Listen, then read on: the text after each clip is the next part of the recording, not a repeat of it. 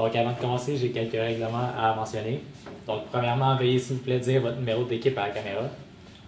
On est E10. Donc, vous allez avoir 15 minutes pour la présentation. Je vous montrerai le temps restant à l'aide des cartons aux 7, 4, 2 minutes, ainsi qu'aux 30 secondes restantes. Je ferai le décompte des 10 dernières secondes avec mes doigts et j'afficherai un carton indiquant la fin de votre présentation. Une période de questions d'une durée de 5 minutes chronométrée suivra. Après les 5 minutes, j'annoncerai la fin de celle-ci. Si vous êtes en train de répondre à une question, veuillez brièvement conclure. Vous ne devez en aucun temps dévoiler la provenance de votre cégep, sous peine de disqualification immédiate. Veuillez s'il vous plaît rester dans la zone de captation de vidéo délimitée par les marques au sol.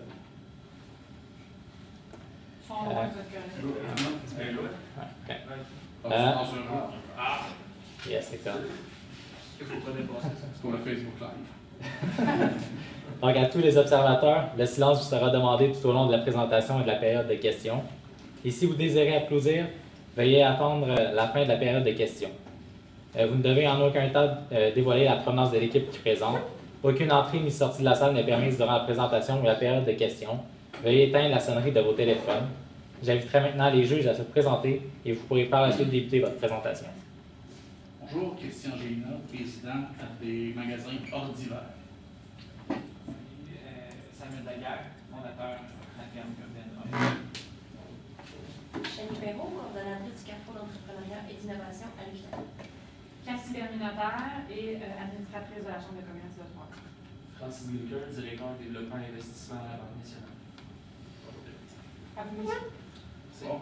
Bien, bonjour. Comme on sait, l'environnement est de plus en plus important dans notre vie quotidienne. Et votre entreprise Oramda nous a contacté, moi, Anthony Asselin, Simon Gosselin et Yann Lefebvre, pour éclaircir le développement de votre entreprise. Le mandat que vous nous aviez attitré est d'augmenter la clientèle jusqu'à 500 clients pour l'année suivante. Aussi, vous avez trouvé une problématique pour le déplacement des clients en bus, ça c'est la livraison.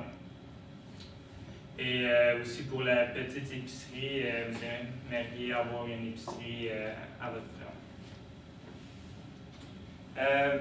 Pour les objectifs, c'est clair que vous voulez être la place de référence de l'agriculture urbaine à Trois-Rivières.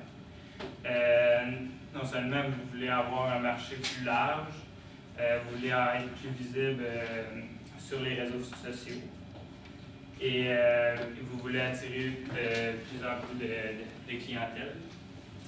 Et on va faire pour cette partie-là un FFOM, mais brièvement. Pour les forces, une grande force qu'on a trouvée, c'est le produit micro-pouce. Ça, en vrai, la force, c'est que le produit est tout le temps en constant développement. Fait qu'il n'y a pas besoin d'avoir de lumière pour se développer. Aussi, le marché est très grandissant dans ce domaine-là. Et pour le processus, c'est très rapide parce que c'est entre 10 et 25 jours pour le développement de cette plante-là. Pour les points améliorés, il faudra pousser plus pour le Facebook, c'est avoir 10 j'aime par publication, c'est pas très visible pour votre entreprise. Les opportunités, la capacité de développement. En vrai, ça c'est vous avez 60 pieds carrés de cultivation, d'espace de cultivation, mais vous utilisez juste 80 pieds carrés. Fait que vous pourriez utiliser amplement votre espace de cultivation. Faire de la publicité pour sensibiliser les gens et le marché. Et pour les menaces, il y a le métro et le IGA. Ça, ils ne nous font pas trop peur parce que on pourrait peut-être développer une clientèle avec eux autres, vendre nos produits à eux. Mais pour les cultures d'aujourd'hui, Ça, par exemple, c'est eux autres qui vous ressemblent le plus, fait qu'il faudrait les surveiller amplement. Et pour ces microplantes Robert, mais eux autres, ils nous font moins peur parce qu'ils sont situés un petit peu plus loin que de Trois-Rivières.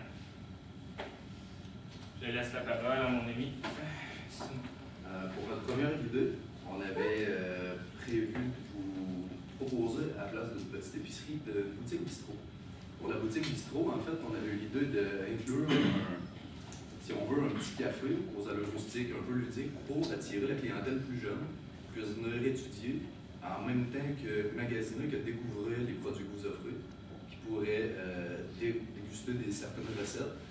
En même temps, ça pourrait leur permettre de trouver que les micro-pousses sont agréables à regarder, les recettes sont jolies, vous pourrez prendre des photos, les poster sur Instagram, vous pourriez effectuer des concours avec ça, dire plus il y a de visibilité, plus vous mettez de photos incluant Orenda dessus, vous pourriez avoir un rabais, vous pourrez gagner des ensembles de micro-pousses ou directement des repas. Vous pourriez offrir des menus bistrot variants. À chaque semaine, vous pourriez changer, faire des nouvelles recettes, offrir des jus, des smoothies. Il y aurait toujours le côté service boutique, puis le côté épicerie, puis il y aurait aussi le côté café, qui ferait en sorte que les recettes, les côtés restaurants apporteraient plus de clientèle pour la boutique, puis la boutique apporterait plus de clientèle pour le restaurant. On avait pensé que, vu que vous étiez déjà client avec Pantier Boulangerie puis Marché Notre-Dame, on avait pensé que ça pourrait être un bon moyen d'échanger des produits pour pouvoir effectuer vos recettes. Donc, pour ça, on avait prévu que vous ouvrez juste 2 jours par semaine, qu'on avait prévu peut-être ouvrir du jeudi au dimanche, de 11h à 20h, pour pouvoir attirer plus de clients. On avait aussi pensé que pour les besoins de cette solution-là, ça prendrait un cuisinier spécialisé, si on veut, pour pouvoir effectuer des belles recettes, des belles assiettes. On avait pensé que l'aménagement de table, la petite cuisine, tout le mobilier que ça prendrait pour effectuer le café, l'aménagement, ce serait environ 5 000 $. Le comptoir de réfrigération, on a vu que vous l'aviez déjà dans vos installations. On avait pensé que l'aménagement rustique, l'aménagement, tout ce que ça prendrait pour bâtir le côté petite épicerie, autant que le côté restaurant, le côté café, ça prendrait environ 10 000 $. L'agrandissement de la production, comme mon collègue disait, c'est vous utilisez juste 80 pieds carrés sur 600. Donc, en utilisant plus de production, vous pourriez fournir plus pour faire les recettes. Donc, je vais laisser la parole à mon collègue. Dans le fond, si vous vouliez développer vos horizons vers vos clients, dans le fond, vous voulez attirer plus de clients, on a développé un peu un programme de sensibilisation de clients. Premièrement, c'est pour la sensibilisation de clients, c'est parce qu'on sait que ce marché-là est peu connu, mais il est en grandissant. On a besoin d'aller dire aux gens c'est quoi, puis comment ça se fait, où que ça se fait, donc où vous êtes situé, pour qu'ils viennent nous voir. Aussi, qui achètent. Pour commencer, on a dit les étudiants, ce serait quand même un assez bon marché. Vous pourriez aller dans les universités, dans les cégeps, dans les universités et les cégeps, vous pourriez faire un kiosque, l'installer dans le mail, avec des affiches montrant vos produits ou un peu les sortes que vous avez. Puis, c'est ça, montrer vos produits, mais aussi, parce que surtout un des très bons aspects de vos produits, c'est les bienfaits. Les bienfaits, dans le fond, c'est que, comme on a vu, c'est que ça diminue les risques de maladie. Donc, chez l'âge d'or, vous pourriez aller dans les places où comme les maisons de retraite ou sinon, où qu'on peut voir où que l'âge d'or est plus développé. Parce que aussi, pas juste l'âge d'or, il y a aussi les baby boomers. C'est vraiment dans la période où que les baby boomers commencent à avoir des problèmes de santé, commencent à devoir avoir des traitements. C'est là c'est quand on commence à avoir des problèmes de santé qu'on est plus soucieux de notre bienfait. Donc là, si vous m'avez présenté les risques, que je dis que ça diminue les risques de maladie, c'est là que les autres deviennent intéressés à consommer votre produit, à l'acheter. Et c'est sûr et certain que vous augmentez votre étendue d'âge jusqu'à 65 ans, 70 ans. Parce que c'est sûr et certain qu'ils vont venir voir vos produits, les acheter, les consommer, et ils vont vouloir en savoir plus. Et ensuite, Facebook. C'est toujours une mode de... On a vu que vous étiez très développé sur Facebook, mais pas assez. Comme Anthony l'a dit, vous avez environ des fois 10 j'aime par publicité. Donc, sur Facebook, il y a toujours aussi l'option d'acheter la publicité. Mettons, 15 $ par jour, ça rejoint 15 000 personnes. Donc, il y a 15 000 personnes, 15 $ par jour qui vous voient un peu. Fait que là, ça, c'est vraiment... Donc, vous le faites pendant une semaine, vous arrêtez un peu, vous le refaites. Fait que là, les gens vous voient constamment dans leur actualité, votre produit. Vos produits, votre bistrot. Si vous faites les bistrots, vous pouvez encore présenter, vous le mettre sur Facebook, faire une page. Fait que là, les gens voient qu'il y a comme un peu une formule de Starbucks, Morgane. Les gens voient votre café, ils veulent y aller. Ensuite, il y a l'achat d'un camion de livraison. Parce que si votre production augmente, il va falloir absolument avoir un camion de livraison. C'est là qu'on a pensé à, mettons, une fourgonnette. C'est environ 100 $ par semaine, c'est-à-dire sur votre budget, ça vient prendre un 5 000 $ à l'année pour un an.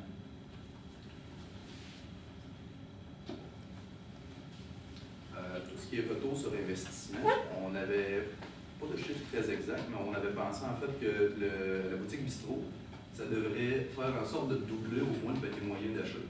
Parce que selon les chiffres qu'on avait eus, le panier moyen était d'environ 30 $ par client. Puis si la boutique bistrot fait en sorte que les clients qui viennent au restaurant achètent un petit peu aussi de micro-pousses, puis les gens qui viennent pour acheter des micro-pousses achètent au passage, exemple, un smoothie, ça fait en sorte que, exemple, un menu moyen pourrait coûter autour de 20 $. Si le client repart avec une quinzaine de dollars de micro-pousses, ça pourrait faire augmenter le panier moyen, ça pourrait faire augmenter la clientèle. Donc on pense que, au final, après l'année, ça devrait doubler les profits. Pour le programme de sensibilisation, c'est plus difficile de mettre vraiment des chiffres exacts. Mais on a pensé que l'expansion va toujours être grandissante avec la publicité parce que le bouche à oreille pour ce genre de produit va vraiment travailler fort. Tous les étudiants de l'université ici, par exemple, un coup pour avoir appris que pourquoi aller au Morgane, pourquoi dépenser des fortunes en café, pourquoi pas aller manger un smoothie, aller boire un smoothie au café. Je pense que l'expansion, vraiment, la commande en ligne, tout, ça va juste faire en sorte que la clientèle ne va jamais cesser d'augmenter. Puis après un an, peut-être après 2 ans, vous pourriez peut-être utiliser le 600 pieds complet, 600 pieds carrés complet de production. Pour la conclusion, je vais laisser le parler. En conclusion, votre première question, c'est de augmenter la clientèle considérablement. On est sûr qu'avec nos idées, c'est-à-dire avoir le bistrot, la boutique bistrot, ça va venir chercher une clientèle, non seulement chez les plus jeunes, mais chez les plus vieux, c'est-à-dire que vous allez augmenter votre clientèle. Ensuite, avec le programme de sensibilisation, là encore, vous allez aller chercher de la clientèle chez les jeunes, aussi chez les vieux. C'est sûr et certain qu'avec nos réponses, on vient chercher une grande part du marché. Ensuite, votre seconde question, c'était de régler la problématique du déplacement des clients. Encore une fois, si on engage un transporteur et on achète une fourgonnette, on vient régler cette problématique-là. Dans le fond, c'est qu'on offre les services de déplacement, vous faites les commandes et tout quand votre boutique est ouverte. Ensuite, vous avez une question, c'est qu'il y ouvrir ou non une petite épicerie, vous n'étiez pas trop sûr. Mais on va vous faire la formule bistrot, café, boutique et bistrot, excusez-moi. Donc, ce qu'on pense un peu que c'est un gros pouvoir, c'est ce qui vient conclure notre présentation.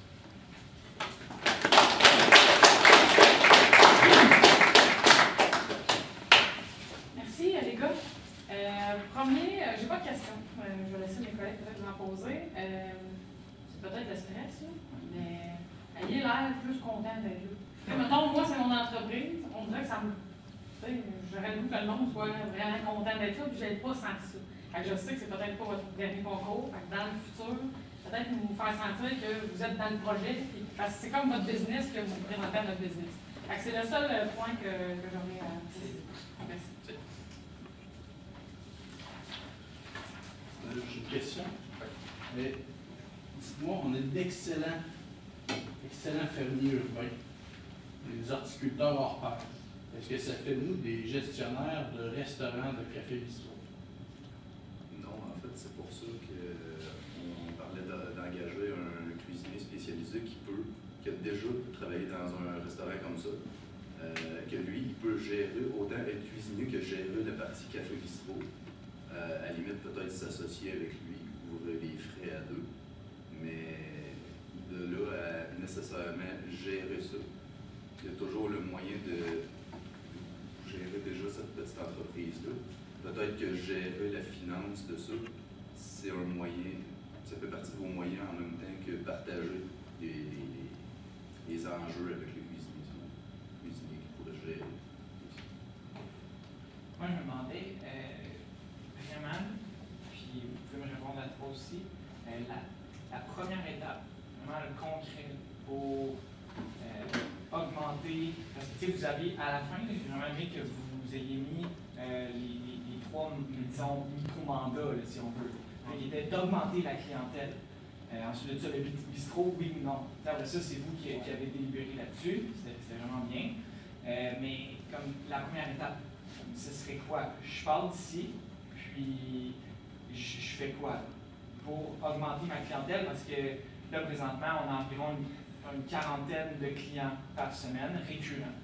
J'en veux 500 par semaine. Je fais quoi là? C'est sûr que c'est toujours la visibilité, c'est d'aller chercher le plus d'erreurs possible, c'est de faire, il faut vraiment apparaître le plus possible partout. C'est là encore là que je reviens avec la possibilité de Facebook, d'acheter de la publicité dessus, qui vient rejoindre 15 000 personnes. 15 000 personnes dans Trois-Rivières, c'est quand même un gros avantage. Aussi, faire de la radio, aller faire des entrevues souvent. J'ai vu que vous en aviez fait une à la radio, mais c'est surtout revenir acheter des publicités à la radio, parce que là, à chaque fois qu'on entend de quoi à la radio, là, ça nous rentre dans la tête, puis là, c'est là qu'on voit, hey, c'est vrai, il y a ça. Je devrais aller voir à un moment donné, on va aller voir le page Facebook. Là, sur le page Facebook, tu vois ton site Internet. Moi, sur le site Internet, je vois le produit, comment. Puis après ça, même, si on offre aussi la possibilité de faire des visites guidées, bien là, c'est encore là, on voit, ça attire encore plus le consommateur. Est-ce que vous avez une question? Bien, en fait, non. Mais oui, non. On a tu parles de radio, mais on l'a pas vu du tout. Ça fait partie un peu de votre stratégie, parce que moi, une de mes préoccupations, c'est de dire on veut faire de la visibilité, mais comment vous faites le suivi avec vos followers, parce que souvent, oui, on va mettre de l'argent là-dedans, mais comment on va les chercher, ces gens-là, c'est par récurrence, je comprends bien, en étant un peu placardé partout. Là, ben, on ne le voit pas dans le PowerPoint parce qu'il est comme mal imprimé, mais votre poste budgétaire de ça, tient-tu ça en compte dans ce que vous avez calculé, le fait qu'on doit mettre de la pub à la radio et tout ça? Oui, c'est sûr qu'il y a toujours un suivi qui se passe là, dans la publicité, on n'a pas le choix. C'était quoi votre montant? Aviez-vous assis un montant sur la publicité Instagram? Comme je vous dis, on ne voit pas dans notre là-dessus dedans? On a prévu environ les montants de réseaux sociaux, environ 15 $ par jour.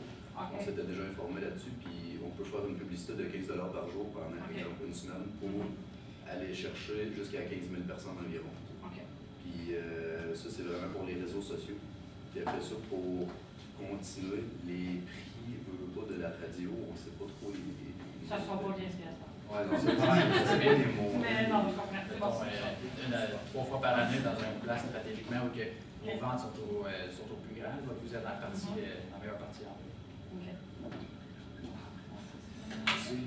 Vert pomme sur blanc au noir. Je ne sais pas si vous saviez, là, mais. Peut-être qu'à l'heure c'est